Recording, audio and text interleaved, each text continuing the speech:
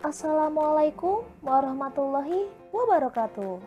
Halo teman-teman, kami dari kelompok 4 mata kuliah auditing. Pada video ini, kami akan memaparkan materi mengenai kertas kerja. Ada pepatah mengatakan, tak kenal maka tak sayang. Oleh karena itu, izinkan kami memperkenalkan diri terlebih dahulu. Anggota dari kelompok 4 adalah Muhammad Arifin dengan NIM 181420135, Hanundia Putri dengan NIM 191420121, Sabila Mutia Hilwa dengan NIM 191420131, dan 4 Fatmawati dengan NIM 191420137. Subbab materi yang akan dibahas pada materi kertas kerja adalah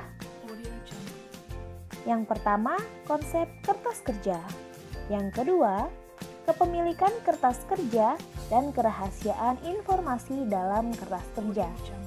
Yang ketiga, faktor-faktor yang harus diperhatikan oleh auditor dalam pembuatan kertas kerja yang baik. Yang keempat, tipe kertas kerja. Yang kelima, hubungan antara berbagai tipe kertas kerja. Yang keenam, pemberian indeks pada kertas kerja. Yang ketujuh, metode pemberian indeks kertas kerja. Yang kedelapan, susunan kertas kerja. Dan yang kesembilan, pengarsipan kertas kerja. Baiklah, langsung saja kita mulai pembahasan materi yang pertama, yaitu mengenai konsep kertas kerja. Definisi kertas kerja.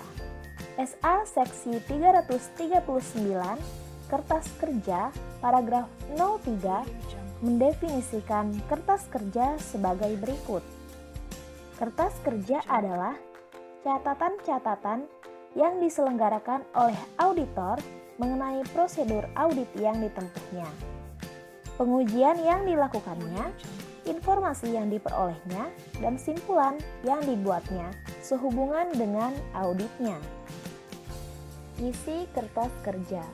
Berdasarkan SA seksi 339, kertas kerja paragraf 05, kertas kerja harus cukup memperlihatkan bahwa catatan akuntansi cocok dengan laporan keuangan atau informasi lain yang dilaporkan, serta standar auditing yang dapat diterapkan telah dilaksanakan oleh auditor.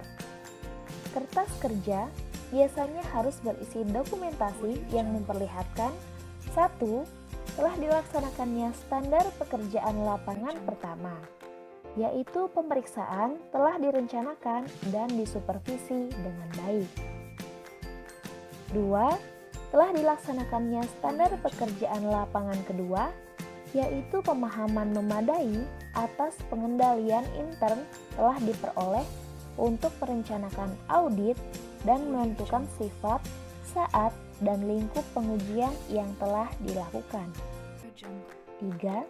Telah dilaksanakannya standar pekerjaan lapangan ketiga, yaitu bukti audit telah diperoleh, prosedur audit telah diterapkan, dan pengujian telah dilaksanakan, yang memberikan bukti kompeten yang cukup sebagai dasar memadai untuk menyatakan pendapat atas laporan keuangan auditan. Tujuan pembuatan kertas kerja yaitu yang pertama, mendukung pendapat auditor atas laporan keuangan audit. Yang kedua, menguatkan simpulan-simpulan auditor dan kompetensi auditnya. Yang ketiga, mengkoordinasi dan mengorganisasi semua tahap audit. Dan yang keempat, memberikan pedoman dalam audit berikutnya. Selanjutnya yaitu materi mengenai kepemilikan kertas kerja dan kerahasiaan informasi dalam kertas kerja. SA seksi 339 kertas kerja paragraf 06 mengatur bahwa kertas kerja adalah milik kantor akuntan publik bukan milik klien atau milik pribadi auditor.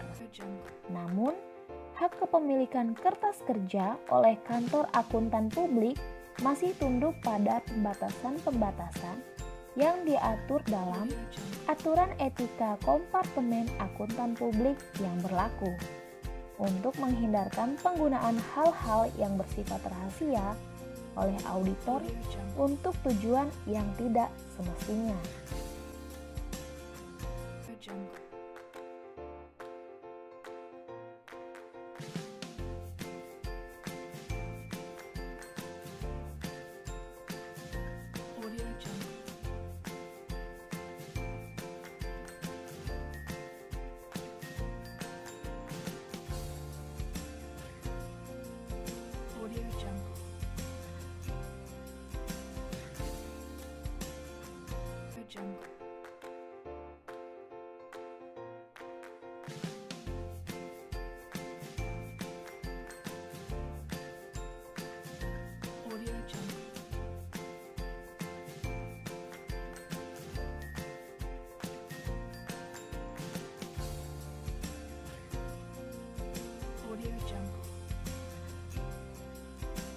Yang ketiga, faktor-faktor yang harus diperhatikan oleh auditor dalam pembuatan kertas kerja yang baik. Yang ke-1, lengkap. Kertas kerja harus lengkap dalam arti A. Bersih semua informasi yang pokok. Auditor harus dapat menentukan komposisi semua data penting harus dicantumkan dalam kertas kerja. B. Tidak memerlukan tambahan penjelasan lisan karena kertas kerja akan diperiksa oleh auditor senior untuk menentukan cukup atau tidaknya pekerjaan audit yang telah dilaksanakan oleh stafnya. Dan bahkan ada kemungkinan kertas kerja tersebut akan diperiksa oleh pihak luar, maka kertas kerja hendaknya berisi informasi yang lengkap. Yang kedua, teliti. Dalam pembuatan kertas kerja, auditor harus memperhatikan ketelitian dalam penulisan dan perhitungan, sehingga kertas kerjanya bebas dari kesalahan tulis atau perhitungan. Yang ketiga, ringkas. Kadang-kadang auditor yang belum berpengalaman melakukan kesalahan dengan melaksanakan audit yang tidak relevan dengan tujuan audit. Akibatnya, ia membuat atau mengumpulkan kertas kerja dalam jumlah yang banyak dan cenderung tidak bermanfaat dalam auditnya. Yang keempat, jelas. Kejelasan dalam menyajikan informasi kepada pihak-pihak yang akan memeriksa kertas kerja perlu diusahakan auditor. Yang kelima, rapi. Kerapihan dalam pembuatan kertas kerja dan keteraturan penyusunan kertas kerja akan membantu auditor senior mereview hasil pekerjaan stafnya, serta memudahkan auditor dalam memperoleh informasi. Yang keempat, tipe kertas kerja. Tipe kertas kerja terdiri dari 5. Yang pertama, program audit. Program audit merupakan daftar prosedur audit untuk seluruh audit unsur tertentu. Sedangkan prosedur audit adalah instruksi rinci untuk mengumpulkan tipe bukti audit yang harus diperoleh pada saat tertentu dalam audit. Yang kedua, working trial balance. Working trial balance merupakan daftar permulaan yang harus dibuat oleh auditor untuk memindahkan semua saldo akun yang tercantum dalam daftar saldo. Yang ketiga, ringkas journal adjustment. Jurnal ini digunakan untuk menggolongkan kembali suatu jumlah dalam kertas kerja auditor, tidak untuk disarankan agar dibukukan ke dalam catatan akuntansi. Yang keempat, schedule utama. Schedule utama adalah kertas kerja yang digunakan untuk meringkas informasi yang dicatat dalam schedule pendukung untuk akun-akun yang berhubungan. Schedule utama ini digunakan untuk menggabungkan akun-akun buku besar yang sejenis yang jumlah saldonya akan dicantumkan di dalam laporan keuangan dalam suatu jumlah. Yang kelima, schedule pendukung. Auditor melakukan verifikasi terhadap unsur-unsur yang tercantum dalam laporan keuangan klien, membuat berbagai macam kertas kerja pendukung yang menguatkan informasi keuangan dan operasional. Materi selanjutnya, hubungan antara berbagai tipe kertas kerja. Hubungan antara berbagai tipe kertas kerja harus memperhatikan hubungan antara schedule pendukung, schedule utama, ringkasan jurnal adjustment, working trial balance, dan laporan keuangan audit. Materi selanjutnya, pemberian indeks pada kertas kerja. Faktor-faktor yang harus diperhatikan dalam pemberian indeks kertas kerja adalah sebagai berikut. 1. Setiap kertas kerja harus diberi indeks, dapat di sudut atas atau di sudut bawah. Kedua, pencantuman indeks silang atau cross index harus dilakukan sebagai berikut. Pertama, indeks silang dari schedule pendukung ke schedule utama. Kedua, indeks silang dari schedule akun pendapatan dan biaya. Ketiga, indeks silang antar schedule pendukung. Keempat, indeks silang dari schedule pendukung ke ringkasan jurnal adjustment. Kelima, indeks silang dari schedule utama ke working trial balance. Dan yang keenam, indeks silang dapat digunakan pula untuk menghubungkan program audit dengan kertas kerja. Dan faktor yang ketiga yaitu jawaban konfirmasi, pita mesin hitung, printout komputer, dan sebagainya. Tidak diberi indeks kecuali jika dilampirkan di belakang kertas kerja yang berindeks.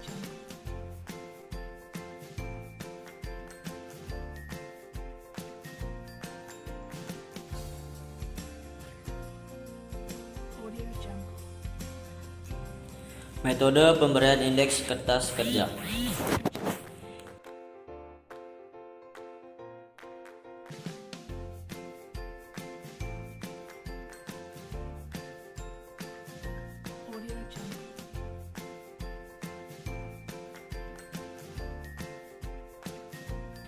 Satu, indeks angka.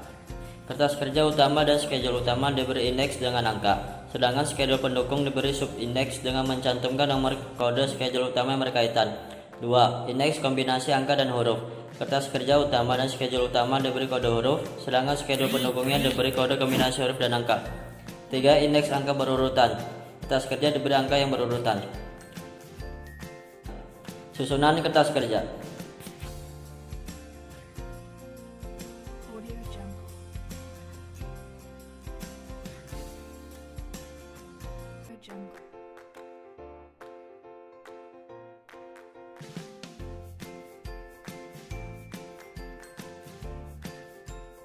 Satu, draft laporan audit atau audit report. Kedua, laporan keuangan audit. Ketiga, ringkasan informasi bagi reviewer. Keempat, program audit. Kelima, laporan keuangan atau lambat kerja atau worksheet yang dibuat oleh klien.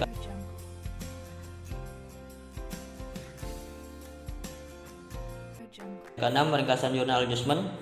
Ketujuh, working trial balance. Ke-8, schedule utama. 9, schedule pendukung.